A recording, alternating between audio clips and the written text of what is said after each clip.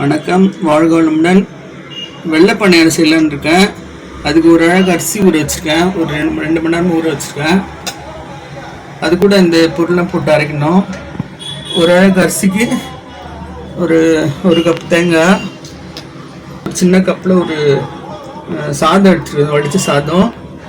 ஒரு 50 கிராம் அவல் எடுத்து, வெள்ளை அவல். இதெல்லாம் ஒன்றா போட்டு அரைக்கணும்.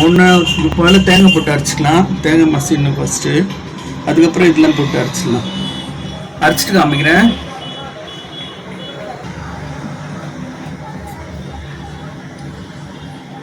அரிசியும் தேங்காயும் போட்டு அரைச்சிட்டேன். சாதம் போட்டுக்கிறேன். இப்போ சாதமும் அவலும் போட்டு அரைச்சிக்கலாம். அரைச்சிட்டு காமிக்கிறேன். அரிசி, தேங்காய், சாதம், அவல் எல்லாம் ஒன்றா போட்டு நல்லா நைஸாக அரைச்சிட்டேன். அதுக்கு ஒரு ஸ்பூன் சர்க்கரை போட்டுக்கிறேன்.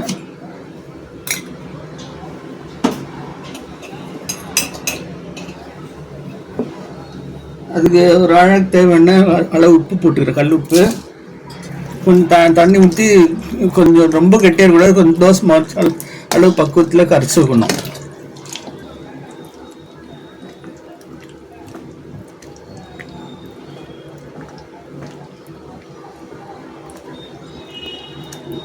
மாவு ரெடி ஆகிடுச்சு. இன்னும் கொஞ்ச நேரம் கழிச்சு பார்க்கலாம். அப்புறம் வேணும்போது சுடும்போது இன்னும் கொஞ்சம் தண்ணி வேணும், தண்ணி ஊற்றிக்கலாம். அப்புறம் கரைச்சி வச்சுட்டேன், அவ்வளோதான்.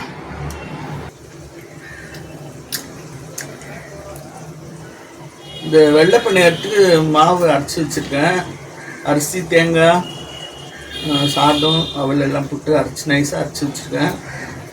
அது இப்போ குழிப்பணியார கல் வச்சுருக்கேன். எண்ணெய் ஊற்றி, எண்ணெய் கொஞ்சம் ஊற்றிக்கலாம்.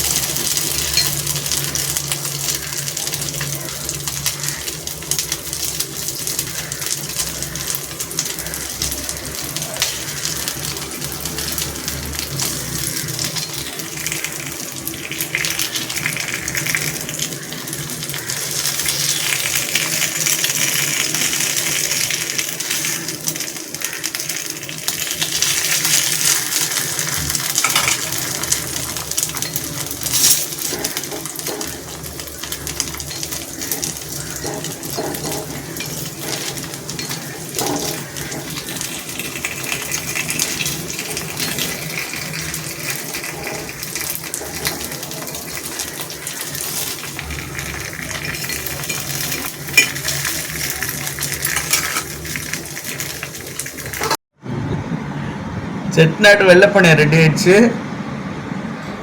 அதுக்கு வந்து சட்னி தொட்டுக்கிறதுக்கு கார சட்னி வச்சுருக்கேன். மிளகா, பூண்டு அரைச்சி. இது டிஃப்ரெண்ட் டேஸ்டாக இருக்குது, செஞ்சு பாருங்கள்.